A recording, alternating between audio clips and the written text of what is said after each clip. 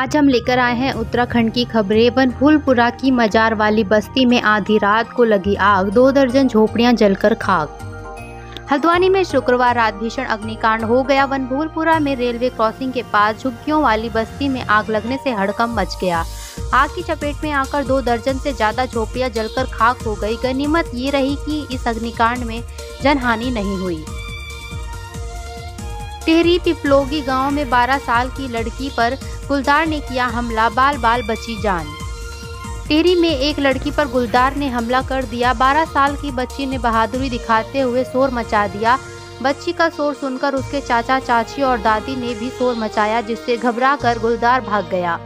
गुलदार के हमले में बच्ची घायल हुई है। मां महिषासुर मर्दनी का आशीर्वाद लेकर बाबा केदार की यात्रा तैयारियों में जुटे लोग। अतीत से चली आ रही परंपरा। उत्तराखंड में 4 धाम यात्रा की तैयारियां जोरों से चल रही हैं। वहीं 4 धाम यात्रा के शुरू होने से पहले ग्रामीण मां महिषासुर मर्दनी का आशीर्वाद यात्रा का आगाज करेंगे, जिसके लिए 2 दिवसीय मेले का आयोजन किया गया। उत्तराखंड में वोटिंग के बाद स्ट्रांग रूम पहुंचने लगी पोलिंग पार्टियां। 3 लेयर सुरक्षा में रखी ईवीएम मशीनें। शुक्रवार को उत्तराखंड में लोकतंत्र का महापर्व मनाया गया, जिसमें युवा से लेकर बुजुर्गों ने बढ़ चढ़कर हिस्सा लिया।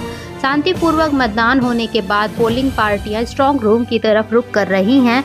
स्ट्रांग रूम में ईवीएम मशीनें 3 लेयर की सुरक्षा के घेरे में होंगी। हरिद्वार और उधमसिंह नगर जिलों में मतदान में मारीबाजी।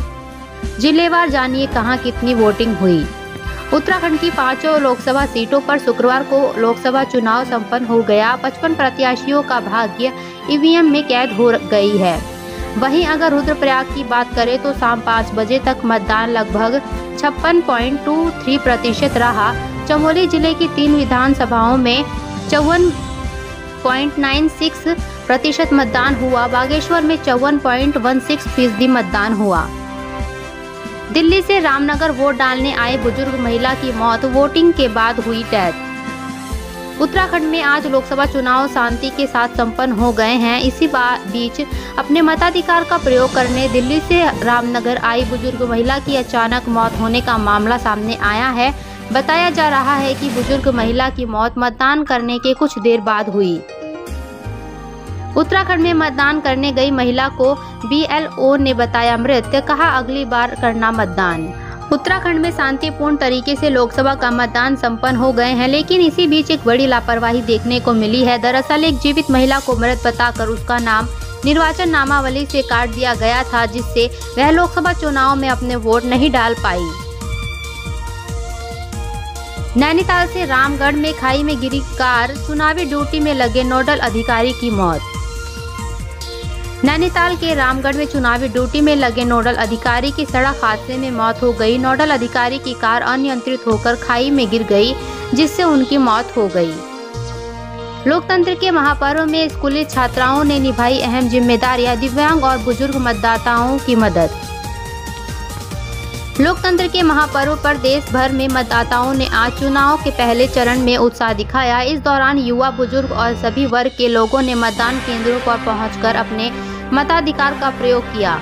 खास बात यह रही कि मतदान के इस पर्व पर माजरा स्थित राजकीय कन्या माध्यमिक विद्यालय में पढ़ने वाली छात्राओं ने मतदाताओं की मदद की। चक्राता के 12 गांवों में चुनाव बहिष्कार। रुद्रप्रयाग और बागेश्वर में भी ग्रामीणों ने नहीं दिया वोट।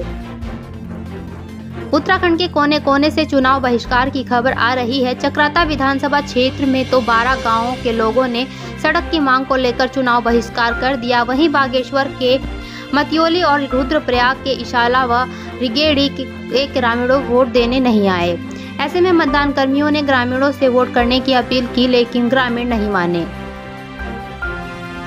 ऋषिकेश में गंगा में डूबे बिहार और दिल्ली के युवक, SDRF और पुलिस का सर्च ऑपरेशन जारी।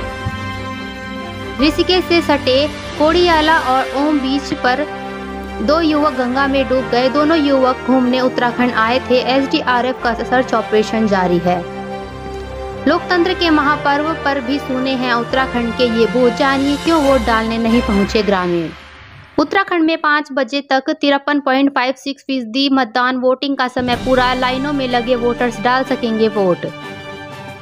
बीजेपी टिहरी प्रत्याशी माला राज्य लक्ष्मी शाह ने वोट डाला, जीत के लिए आशावादी दिखे यशपाल आर्य।